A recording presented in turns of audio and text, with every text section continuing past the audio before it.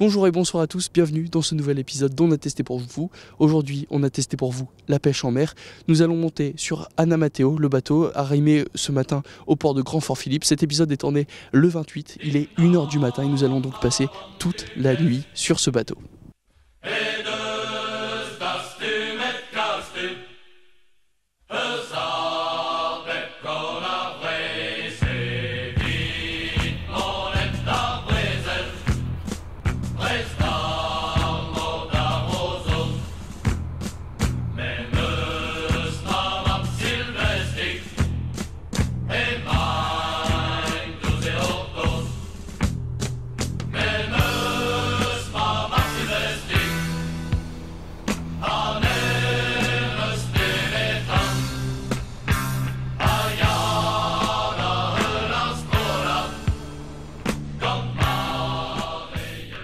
On est donc parti pour 3 quarts d'heure de route. On sera donc à peu près à 10 km des côtes, donc des côtes françaises. Vous voyez que ça tangue un petit peu, même si la mer est plutôt calme. Vous voyez donc ce que peut endurer l'équipage. Vous l'avez vu, composé de 4 membres en plus du patron, donc Cédric Ringot. Et je vous propose qu'on le retrouve tout de suite pour prendre les premières consignes de sécurité, savoir comment part un bateau de pêche, quelles sont les premières consignes qu'il doit prendre avant de pouvoir partir en mer. Donc voilà, on est dans la cabine, ça bouge, ça continue de bouger, enfin on voit que vous êtes plus habitués. Donc déjà merci beaucoup de nous accueillir. Alors il y a des chiffres de partout, ça clignote de partout. On va bientôt arriver, là on est en pleine mer. Qu'est-ce qu'on regarde avant de partir comme ça pour une matinée en mer? Nous on prend la météo la veille, parce que on mouille nos filets la veille donc pour aller les chercher le lendemain. Donc on fait beaucoup attention à la météo. Après au matin on regarde pas grand chose. De toute façon il faut aller chercher les filets donc on est obligé d'y aller. On n'a pas beaucoup le choix quoi. Est-ce qu'il y a des consignes de sécurité qu'il faut respecter? Ouais, il faut faire beaucoup attention aux gars quoi, pas faire n'importe quoi.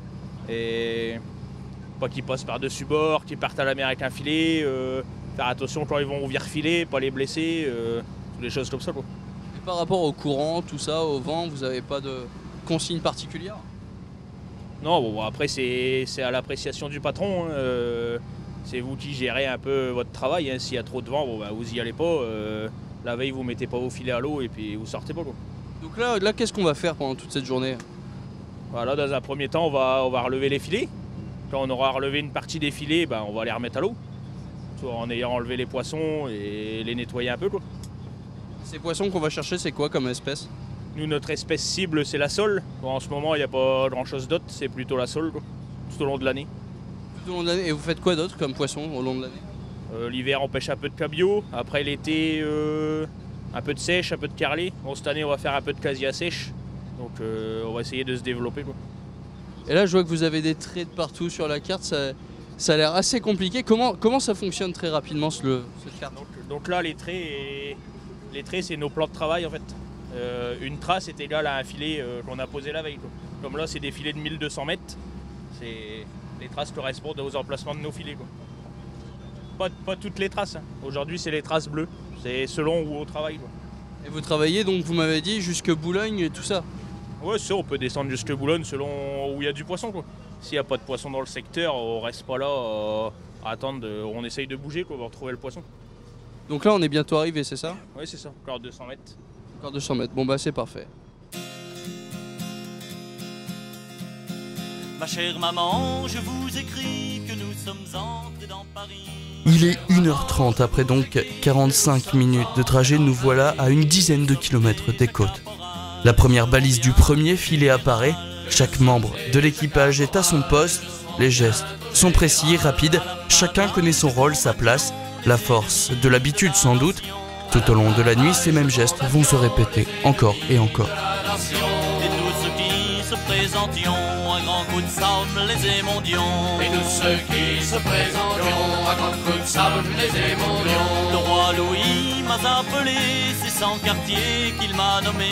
Le roi Louis m'a appelé, c'est sans quartier. Et si nos partenaires du soir vont prouver tout au long de la nuit qu'ils sont des habitués, rôder au contact de la mer, j'ai beaucoup plus de mal. Le premier virage dans le noir complet et je suis parti pour nourrir les poissons. Je vais avoir l'occasion de découvrir l'avant du bateau plus d'une fois dans la soirée. Qui rit un vieux ruban et je ne sais quoi au bout d'argent. Il me dit put ça sur ton habit et qu'on bateau joue l'ennemi. Il put ça sur ton habit et qu'on bateau. Mais revenons-en à l'équipage. Une fois le filet repéré et la balise remontée, le filet passe dans la machine. Les hommes savent faire, il ne faut pas traîner, les filets sont longs et il y en a plus d'une dizaine, longs d'un bon kilomètre chacun. Au visu, le poisson est trié, ceux qui sont trop petits seront relâchés en mer, les autres vont directement dans les caisses, puis le filet est repréparé, prêt à retourner dans la mer.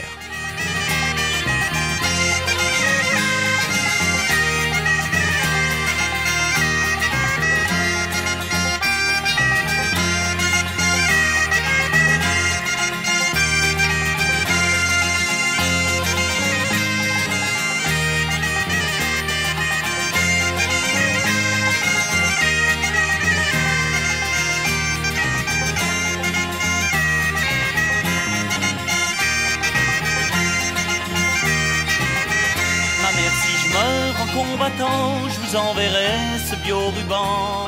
Si je meurs en combattant, je vous enverrai. Alors comment on retrouve un filet en pleine mer la nuit? Bah avec un appareil, il y a un appareil esprit. Il clique dessus, puis il y a un point ou une trace. Puis là, comme ça, il met directement le pilote dessus, puis on retombe dessus. Bah pas tout à fait dessus, mais bon, il faut regarder quand même avec une lumière. Alors une fois que tu l'as retrouvé, qu'est-ce que vous en faites?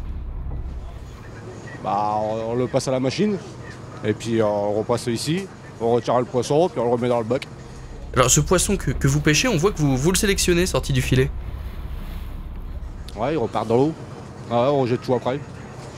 Bah, il y en a qui sont morts, mais il y en a qui vivent encore. Hein, mais bon. Et pourquoi vous les jetez à l'eau? Ah, où c'est que voulez-vous qu'on les mette? Non, mais vous pourriez tous les garder. Bah non, on n'a pas le droit. Pourquoi? Bah c'est trop petit. Et puis ils font pas la taille.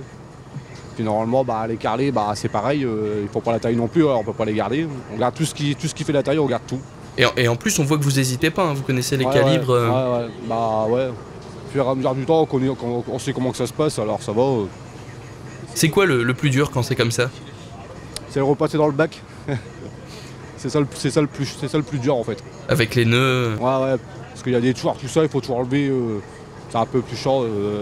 Déjà même pour les bras, déjà, ça fait déjà un peu. Bon, autrement, ça va. Hein. Et quand il y a un trou, alors comment vous faites? Bon, on le laisse. On le laisse. Et vous les réparez Ça, ensuite? Non, on répare pas. Ça va rester comme ça un an ou deux, et après ça sera ajouté. En fait, on va tout détaper, on enlève tout, et puis il remet du neuf dessus. Puis ainsi de suite, puis ainsi de suite. Les heures et la nuit passent, 2 heures, 3 heures, 4 heures et je suis toujours aussi malade. Le bateau ne s'arrête pas et ne s'arrêtera pas de la nuit. Cédric, le patron, me rassure, lui aussi quand il ne sort pas pendant quelque temps a aussi la nausée. Son conseil, manger un peu pour éviter le pire, vomir de la bile.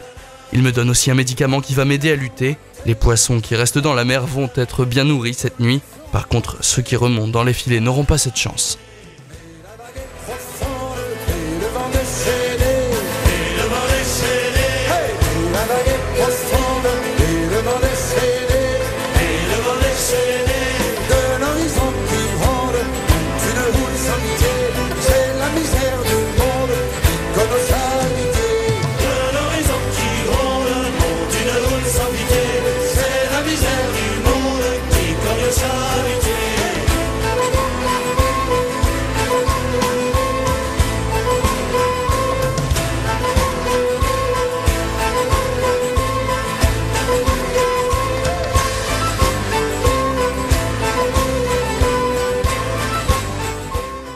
« 6 heures du matin, le soleil commence à se montrer, le ciel s'éclaire, la mer se dévoile. Je n'ai plus la nausée, mais l'équipage n'a pas encore fini de se moquer de moi.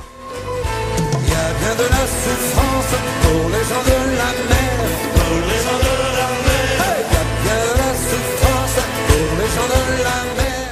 Des tempêtes, Fabien, le plus expérimenté de l'équipage, en a vu. Il raconte souvent tout au long de la nuit des anecdotes, des histoires de sa jeunesse passée en mer. Une époque où les pêcheurs étaient encore nombreux dans le coin. Aujourd'hui, dans le dernier équipage, il fait figure d'histoire. Ça va, ça n'a pas été trop dur cette nuit? Non, pour nous c'est normal, c'est une marée normalement pour nous.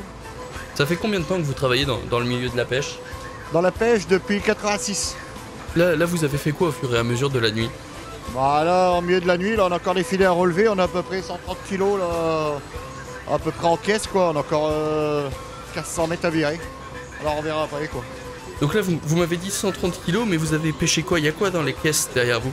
Bon, derrière, bah, y a la sole, la roussette, un peu de merlan, un peu de berre, quelques bricoles quoi. C'est une bonne nuit? Moyen, c'est moyen pour nous. C'est quoi une bonne nuit alors? Ouais, une bonne nuit, il faut retourner entre 400 et 500 kilos par jour. Alors là, on a relevé combien de filets à cette heure-ci, à 6h du matin? Là, pour l'instant, nous sommes arrivés à 8700 mètres. Et donc vous les avez reposés derrière? Oui, on a reposé tous les filets derrière. Et là, on a encore 1500 mètres à virer. Anna Matteo commence à croiser la route de bateaux beaucoup plus imposants, notamment ce porte-container qui passe à une vingtaine de mètres de nous. Son passage va créer de nouvelles vagues, bien plus impressionnantes que celles que nous avons subies tout au long de la nuit. Un très léger goût de ce que doivent subir les pêcheurs les soirs de moins bon temps. Oh, des souvenirs, il y en a. Il y a des belles marées, il y a des mauvais temps, il y a tout. Il y a des bons moments qu'on passe avec les copains, tout ça. Le pire, c'est le mauvais temps pour nous. Quand tout vole d'un bord et de l'autre, quoi. Mais on subit, hein. Qu'est-ce que je veux qu'on fasse?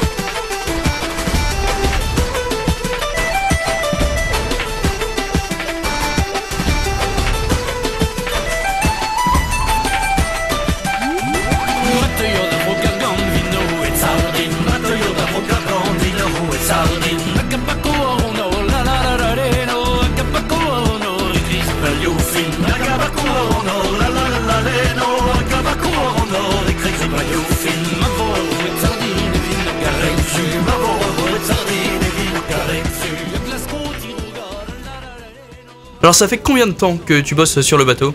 Ça va faire 2 ans, en septembre. Et tu faisais quoi avant? J'ai quitté l'école. J'étais au Portel et là, il m'a appelé pour venir travailler. Je suis venu. C'était une école de la mer? Ouais, au Portel. Et c'est une passion pour toi? Pas trop quoi. Là-bas, j'étais électromécanicien et il m'a appelé pour venir faire la pêche, du coup, je suis venu. Électromécanicien, mais comment t'en es venu à te reconvertir? Une fois que t'as un fascicule, après, tu peux aller n'importe où quoi. Faire la pêche, tout ça. Et pourquoi t'es passé d'électromécanicien à la pêche? C'est parce qu'il y avait du boulot? Non, parce qu'il m'a appelé et j'étais chez moi à rien faire, du coup j'ai été quoi. Et depuis ce temps-là, je suis resté là. Entre pêcheur et électromécanicien, tu préfères quoi? Bon, c'est bien aussi la pêche, mais pas toute ma vie quoi. Pourquoi? C'est un métier crevant, après on n'a pas la vie de famille, c'est pas pareil quoi. Voilà. Aujourd'hui, t'as une vie de famille? Vite fait quoi, on est toujours parti à la mer quoi. Les week-ends, les jours fériés, voilà. Et si tu devais arrêter la pêche, tu ferais quoi? Ah, je sais pas, si je trouve du travail. C'est uniquement pour ça que tu restes? Ah bah oui, je vais pas quitter ici pour être au chômage, ça sert à rien. Une question subsiste. Tout au long de la nuit et dans le noir le plus complet, Cédric a manœuvré son bateau, sans accroc. L'expérience et le talent, sans doute. Mais il fallait que je sache comment se pilote un engin long de plus de 20 mètres. Il y a 3 différentes façons. Soit la barre à main classique, comme pilote automatique, ou avec le tiller, qui nous sert à faire actionner le gouvernail de bâbord à tribord. Donc on peut piloter un bateau juste en faisant comme ça? Ouais, c'est ça, juste en activant le joystick, soit pour aller à bâbord, soit à tribord. Et après, le pilote automatique, il fonctionne sur quelles données? C'est branché avec un compas aveugle ou un compas satellitaire qui prennent les données satellitaires pour les transmettre pour tracer le cap pour le bateau. C'est vous qui avez donné la vitesse ou? Non, il n'y a pas de vitesse, c'est nous qui réglons le cap selon la route qu'on veut faire, quoi. Par exemple, là, le 21A 021, ça veut dire quoi? Ça veut dire qu'on fait route au cap au 20. Cap au 20, ça donne quoi? Cap nord-nord-est. Là, donc ça, c'est le panneau de la vitesse. Ça, c'est tout ce qui est gestion moteur, température, pression d'huile, nombre de tours moteur. Après, ici, vous avez le GPS avec la vitesse 898. Voilà. Là, les positions. Là, c'est l'autoradio. L'autoradio, les VHF pour communiquer avec soit le cross-grainé ou les autres pêcheurs. Et donc là, il y a la souris pour gérer tout ce qui est carte. Tout ce qui est cartographie d'ordinateur. Hein. Et à côté, les 2 leviers. Pour embrayer le moteur et l'accélérateur. Parce qu'il faut quand même une certaine dextérité pour pouvoir s'arrêter juste à côté de la bouée et tout ça. C'est pas un créneau qu'on fait avec une bagnole. Ah non, bah, il faut... Bon, après, c'est le savoir-faire. Il faut savoir gérer sa vitesse. Il faut pas faire n'importe quoi. Et par exemple, comment on arrête un bateau à la bonne distance? Bon, nous, on a l'habitude, donc on voit à peu près. Et... Après, il faut avoir l'habitude du bateau, quoi. Voir comment il réagit le bateau. C'est comme une voiture, plus ou moins, s'il a beaucoup d'accélération ou pas, quoi.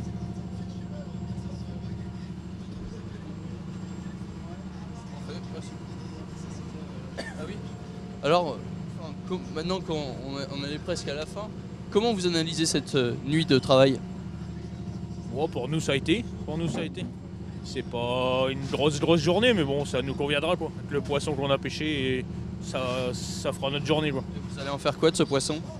On va en vendre une partie à l'étal, sur le quai de Gravelines, et le restant par chez Unipêche à Boulogne. Et vous espérez en tirer combien, à peu près?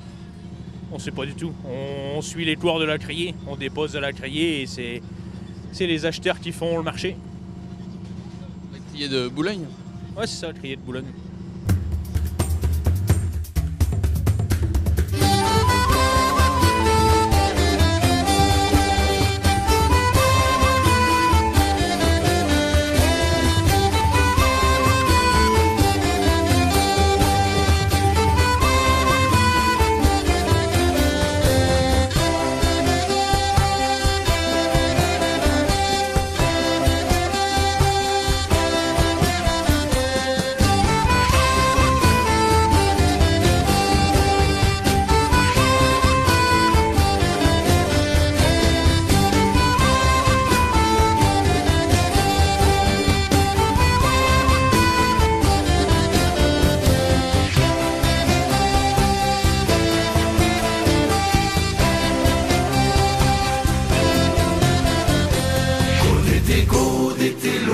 Godete limondino, godete, cantate qui nobiscum. Godete, lodate limondino, godete, cantate qui nobiscum. Ave sola, solesa, tibi gloria, ora pro nobis, coro in excelsis, Hosanna.